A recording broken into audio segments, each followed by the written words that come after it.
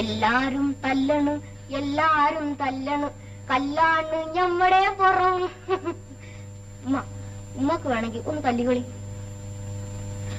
കൊന്നാലും തന്നെ ഞാൻ ചോറ് വെക്കാനും ഇടയില്ലാത്ത റഫീസർ.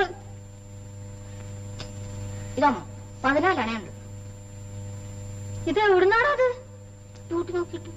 അന്റെ ലൂട്ടി ആരെങ്കിലും കായ് കാലിച്ചതാണോ? പണിയെടുത്ത് കിട്ടിയ കാശാണ് ഉമ്മ. മോനെ എന്തായാലും ഇജ്ജ് കക്കാനും കളവ് പറയാനും പോകല്ലേ.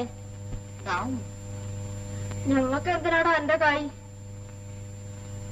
ഉമ്മാന്റെ കയ്യിലല്ലാതെ പിന്നെ ഞാൻ ആരുടെ കയ്യിൽ കൊടുക്കാനാ?